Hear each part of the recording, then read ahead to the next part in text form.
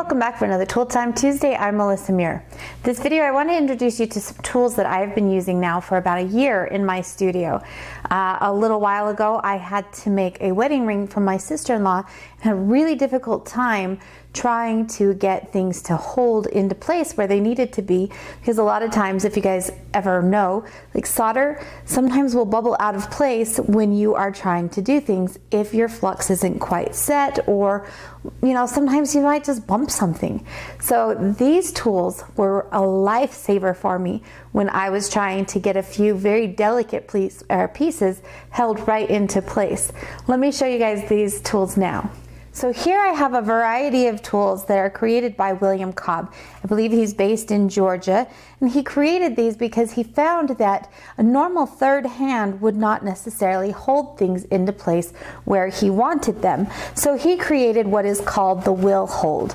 Now the will hold is this particular tool right here, and this is the first one, and what you can do is you can push down on this little plunger here and you can adjust the length of this. This is made out of tungsten, so it's great because it can withstand a lot of heat. So you heard that just kind of click into place. This is a magnetic base. This is what they used to look like, and he has since changed their design, handmade pretty colors.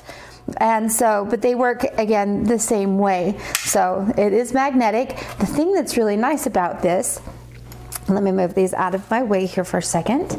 So let's say that I have a piece. In this case, I've got a back plate and maybe a little butterfly. And you can see that little butterfly likes to move around. But let's say that I really want it to be held into place and not move while I am soldering it. So here you can see I have this little piece, and see this butterfly, it likes to move a lot. So this would cause some issues if I wanted to set it into a particular spot and solder this into place. So what I would do is I would just bring in this will hold, and again I can shorten this, lengthen it, whatever, and I'm just going to put a little bit of pressure right here, position it where I want it, and now I would be ready to solder this, and it's going to hold into place while that solder flows. So it's very, very easy, and the thing that is nice is that it does stay. I know that sometimes when I use my third hand, it'll kind of have a little bit of a spring back.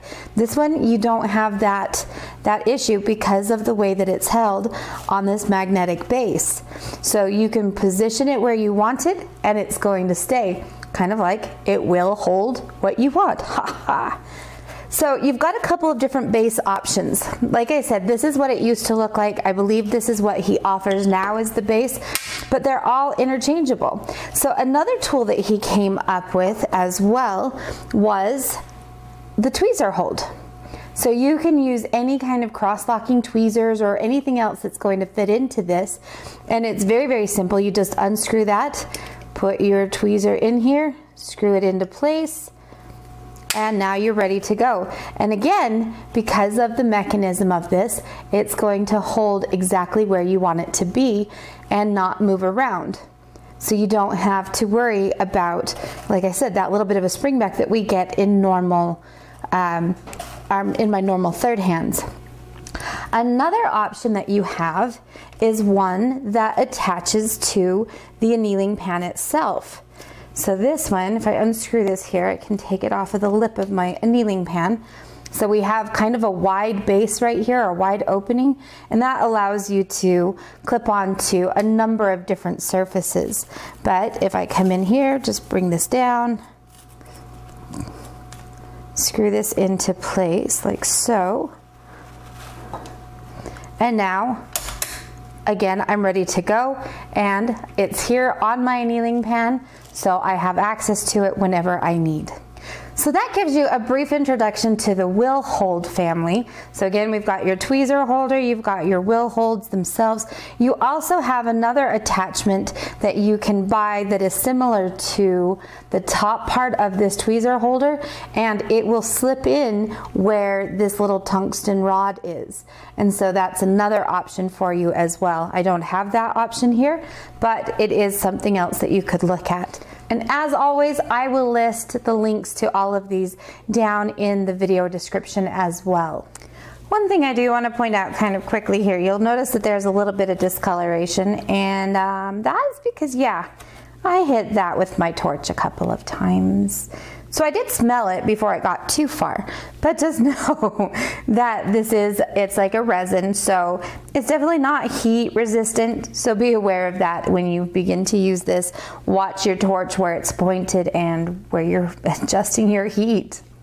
Another couple of tools that I really like are these little 8-ball, or I guess little mini pool ball tools. One is a scribe, and again we are dealing with some tungsten. He's ground this down so that it comes to a nice point. I really like this because of how it holds. It just naturally, in my hand anyway, fits right where it needs to be. So you can see that if I put the 8-ball here in this case right into the palm of my hand, my finger is right here at the tip of this scribe, and I can make any of my marks that I might need to, or whatever the case might be. So let's say that we wanted to mark here. Just take this, pull that down, and I've got a beautiful scribe mark on here. I don't know if you guys can see that here on the video or not, but it's a great tool. Nice, fine, sharp tip. It is tungsten, so it's pretty strong. And like I said, with these little mini pool balls, they just fit right where they need to be. Now, in addition to our little scribe, he also has a graver holder. Now, I've not prepared this graver yet, so that's why you're not seeing it in here. He also includes the small Allen key, or the hex wrench, whatever you want to call that, as well as an additional screw. But anyway, so you can see, you would be able to kind of grind this down, get it to the size that you need it. You'd put this in here, and again, it's very comfortable to hold. There's a nice bit of weight to this, but it's not too heavy, and the size for most palms is just right. And I believe he actually has a couple of different options for this as well, but that is something that you can look at.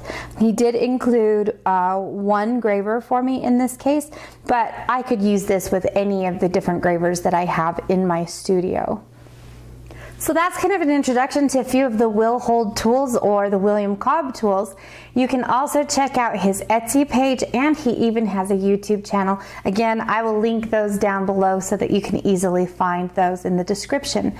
If you happen to find yourself in a situation where you really need some extra hands, or just a little bit of help with something that doesn't move easily, I highly suggest you take a look at these. They are great little tools, and you also help support a self-employed local jeweler and metalsmith. Have a good day, you guys, and I will see you this weekend for Weekend Jewelry School.